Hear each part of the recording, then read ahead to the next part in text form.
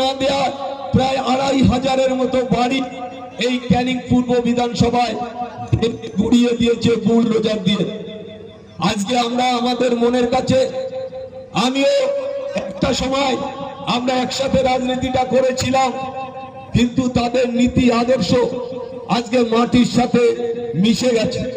তাই ভাঙড় ক্যানিং এ তৃণমূলের নেতারা বেরোতে পারছে না, তাদের মুখ দেখাবার কোনো জায়গা নেই, ঘরের বাইরে বেরোতে পারছে না।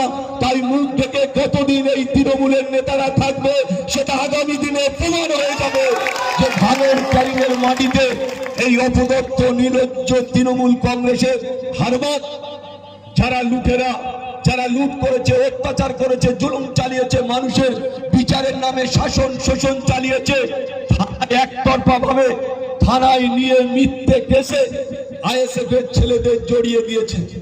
আজকে মনে বড় কষ্ট হয়, আজকে যারা তৃণমূল, আমরাও একটা সময় তৃণমূল, আজকে সেই তৃণমূলরা ভাঙড় ক্যানিং এর মাটিতে বেরিয়ে মুখ দেখাবার জায়গা পাচ্ছে না।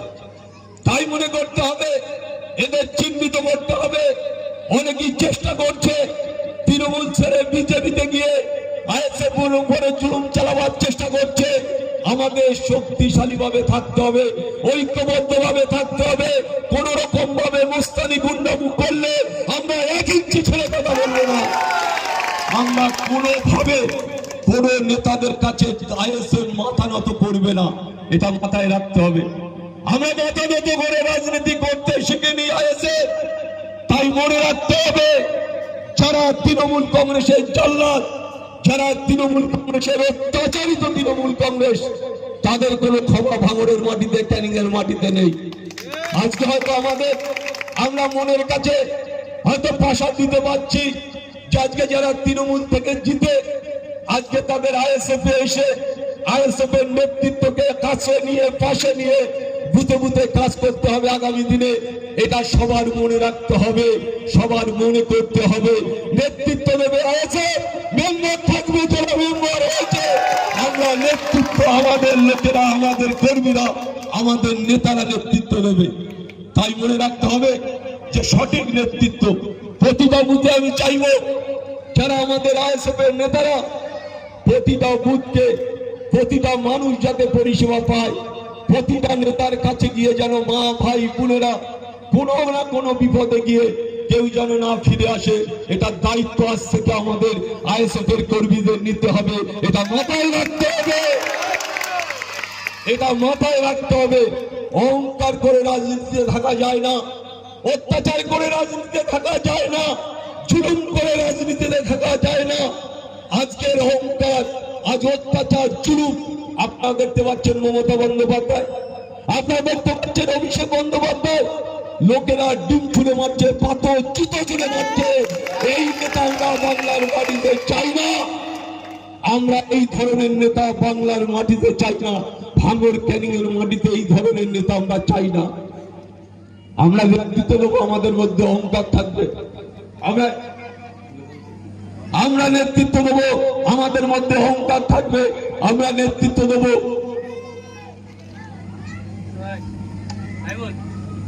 যে আমাদের উপরে আমরা বাদশাহ হয়ে বসে থাকবো। এই নেতৃত্ব কিন্তু আমরা আইএসএফ চাই না। আমি বলতে চাই, মোদ্রাবড় অঞ্চল, এই অঞ্চলে হাজী সাহেব আমাদের অঞ্চলের সভাপতি, তার নেতৃত্বের প্রতি আস্থা রেখে আপনারা যেমন চলবেন, প্রতিটা বুথে বুথে আমি চাইব বুথের বুথ কমিটি করে নেতৃত্ব, সঠিক নেতৃত্বের হাতে নেতৃত্ব তুলে দিয়ে প্রতিটা বুথে বুথে যাতে বিগত দিনে তা হয়েছে আমরা সেটা মনে করব না। আগামীকাল থেকে আমাদের পথ চলা শুরু হবে। আমাদের ছেলেরা দায়িত্ব নিয়ে কাজ করবে বুথে বুথে, অঞ্চলে অঞ্চলে সমস্ত দিকটা নজর রেখে। প্রতিটা পিছিয়ে পড়া মানুষ আমরা দেখেছি আবাস যোজনায় গরিব মানুষ ঘর পায়নি, বড় লোকেরা ঘর পেয়েছে। আপনারা ভাবলে অবাক হবেন। আমি এই ক্যানিং এর মাটিতে আমি নিজে ক্যান্ডিডেট ছিলাম, যে কোনো কারণে আমাকে হারানো হয়েছে। যে 6টা অঞ্চল আমরা গতবারে 2021-এ জিতেছিলাম, আর সেই 6টা অঞ্চলে আমার প্রায় 21,000 ভোটে আমি হেরে গেছি। কেন? পুরোটা জালিয়াতি করা হয়েছে, পুরোটা চক্রান্ত করা হয়েছে। এই অঞ্চলে আমি হেরেছি 1160 ভোটে। ভাবা যায় আমার ছিল আমি 10,000 থেকে 11,000 ভোটে এই অঞ্চলে আমি জিতবো, সেখানে আমরা হেরেছি। তাতেও কোনো দুঃখ নেই, মনের কাছে মেনে নিয়েছি যে তাতেও কোনো দুঃখ নেই। আজকে যারা জাল্লাদি করেছে, আজকে যারা অত্যাচার করেছে, আজকে যারা লুটেরা, আজকে যারা অহংকারীরা, আজকে তারা কোথায়? তারা কোথায়? যিনি এখান থেকে জিতে দেন সে বাদশা কোথায়? লুকিয়ে আছে। এদের লুকিয়ে থাকা ছাড়া আর কোনো উপায় নেই। ভাঙড় ক্যানিং এর মানুষ এদের ক্ষমা করবে না। এদের কোন রকম ভাবে অত্যাচার যারা করে তারা এলাকায় থাকতে পারে না, আগামী দিনে থাকবে না, এটা মাথায় রাখতে হবে। তাই আমি বলবো যে আজকে আমাদের যারা আইএসএফ এর নেতৃত্ব, তারা অত্যন্ত লড়াই করেছে। তারা লড়াই করেনি এ কথা আমি বলবো না, তারা লড়াই করেছে, খেটেছে, তারা পরিশ্রম করেছে। এই ক্যানিং এর মাটিতে একটার পর একটা লড়াই হয়েছে, কিন্তু এবারে খোদার কল বাতাসে নড়েছে, সরকার চলে গেছে। আজকে বাবুরা আর মাথা তুলে দাঁড়াবার জায়গা পায়নি। একটা কথা মনে রাখতে হবে যে মমতা বন্দ্যোপাধ্যায় সরকার, এই সরকার দুর্নীতির পাহাড় পরিমাণ দুর্নীতি করেছে। আমরা দেখেছি সিপিএম 34 বছর চালিয়েছে। সিপিএমরা কি করেছে সেটা বড় কথা নয়। সিপিএম এর জোট আমি লড়াই করেছি, সিপিএম আইএসএফ আমরা জোট, ইন্ডিয়ান সেকুলার ফ্রন্টের জোটে প্রার্থী আমি আরাবুল ইসলাম ছিলাম। আমরা দেখেছি এই মমতা বন্দ্যোপাধ্যায় সরকার একটা সিপিএম এর কোন নেতৃত্বকে সাজা খাটাতে পারেনি, দোষারোপ করতে পারেনি। সামান্য দিনে 15 বছরে বাংলার ঐতিহ্য, বাংলার পবিত্রতা, বাংলার সমস্তটা নষ্ট করে দিয়েছে এই তৃণমূল কংগ্রেস। তাই আপনাদের আগামী দিনে মনে রাখতে হবে, একদিকে তৃণমূল কংগ্রেস আর একদিকে বিজেপি। আমাদের দুই দিকে নজর রেখে এই তৃণমূল আর এই বিজেপি যাতে এলাকায় ঢুকে সন্ত্রাস না করতে পারে সেটা সবার দায়িত্ব নিতে হবে। আগামী দিনে লড়াই হবে ইঞ্চিতে ইঞ্চিতে, এটা জেনে রাখতে হবে।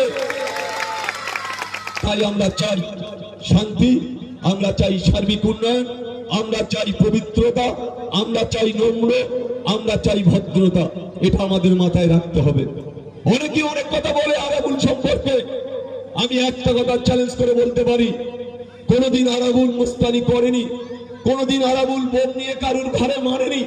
কিন্তু টিভি মিডিয়ার মাধ্যমে আপনারা দেখেছেন যে আরাবুলকে বদনাম করার জন্য মিডিয়ারা যথেষ্ট। তাই আমি শুধু একটা কথা বলবো, আমি মানুষকে বিশ্বাস করি, আমি আল্লাহকে বিশ্বাস করি, আমার ধর্মকে আমি বিশ্বাস করি, আমার ইসলাম ধর্মকে আমি শ্রদ্ধা করি, আমি ইসলাম ধর্মের একজন মানুষ।